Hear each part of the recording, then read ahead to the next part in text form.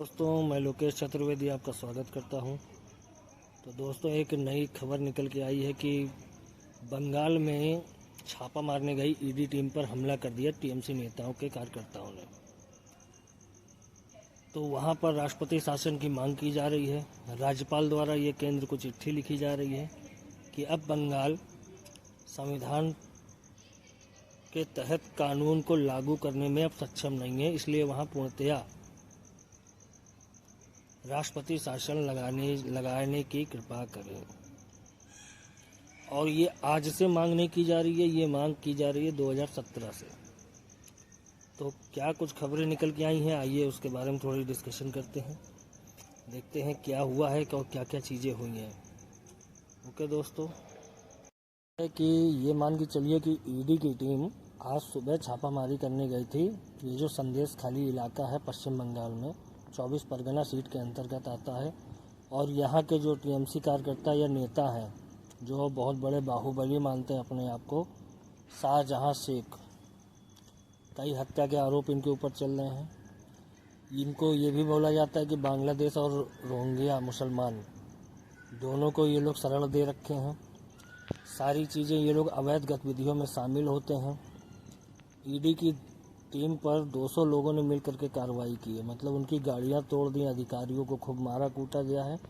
अब आप ये समझ लीजिए, क्या इस तरीके से लोकतंत्र की व्यवस्था चलेगी? इनको ये नहीं पता है कि ईडी क्या काम कर सकती है। अरविंद केजरीवाल परेशान है, इन्होंने दूसरा तरीका अपनाया है कि अब हम जांच ही नहीं होने देंगे। तो ये तो कन्फर्म है कि आज नहीं तो कल राष्ट्रपति शासन तो लगना ही है, क्योंकि पश्चिम बंगाल इतना शांत एरिया अब रहा नहीं। जब से वहाँ पर ममता बनर्जी की सरकार बनी है, तब से ये एक तरफा राजनीति करते चले आ रहे हैं। मुस्लिम बाहुल क्षेत्रों पर पुलिस की कार्रवाई हो ही नहीं सकती, वहाँ हिंदुओं को टॉर्चर किया जाता है। ठीक उसी तरीके से अब ये एक अलग राजनीति देखने को मिलेगी, और हो सकता है वहाँ के राज्यपाल ने तो राष्ट्रपति शासन की मांग कर ही दी है, भाजपा नेताओं ने भी की है। सुप्रीम कोर्ट ने तो 2017 में ही कहा था कि केंद्र सरकार को सोचना चाहिए कि ये लोग हर गतिविधि में अगर रोक लगाएंगे तो ऐसे थोड़ी ना चलेगा। और इसी चीज़ को लेकर के आज फिर से मांग उठी है, और संभवतः जब राष्ट्रपति शासन लग जाएगा तो यही ममता बनर्जी इस तरह भिन्नाती हुई घूमेंगी कि मान लीजिए कि लोकतंत्र खतरे में है। आज लोकतंत्र खतरे में नहीं है, जिस दिन राष्ट्रपति शासन लग जाएगा उस दिन लोकतंत्र खतरे में हो जाएगा।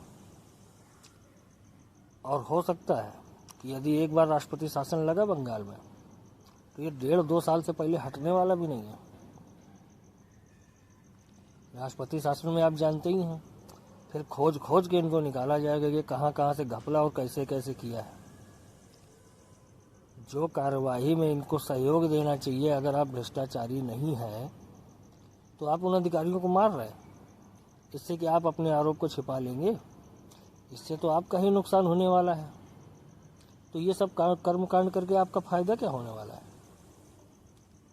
फिर आप लोग दोष देते हैं कि इंडी गठबंधन के जितने नेता हैं सब भ्रष्ट हैं, सब भ्रष्टाचारी है। इनको तकलीफ इसी बात से है क्योंकि अब कार्रवाई होने लगी है। क्योंकि अभी तक कांग्रेस सत्ता में रहती थी, कभी किसी पार्टी के ऊपर कार्रवाई नहीं होती थी। तुम खेलो हम भी खेलें, मिली जुली सरकार चलाए, खूब खाओ पियो, अब वो चीज़ नहीं रह गई।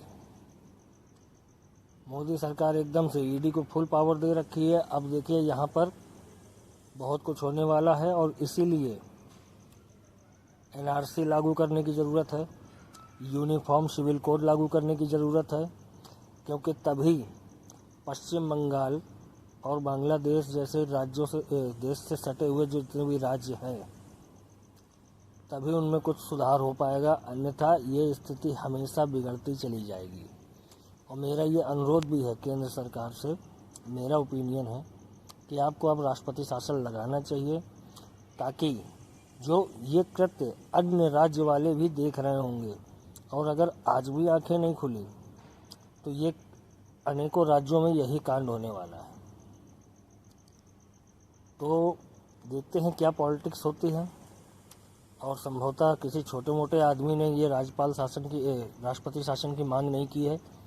पश्चिम बंगाल के राज्यपाल, जो वहाँ खुद के ही हैं, पश्चिम बंगाल के ही हैं, उन्होंने ये मांग की है कि केंद्र सरकार अब पश्चिम बंगाल में राष्ट्रपति शासन लगाए, अन्यथा परिस्थितियां बहुत ज़्यादा बिगड़ने वाली हैं। तो दोस्तों, ये थे कुछ आज के तथ्य। आज मैं इस समय बाहर हूँ और पुणे में हूँ, तो हो सकता है वीडियो थोड़ी लेट आएगी। तो दोस्तों, अगर आपको मेरी वीडियो अगर अच्छी लगती है तो मेरे चैनल को लाइक, शेयर एंड सब्सक्राइब करिएगा। ओके दोस्तों, जय हिंद।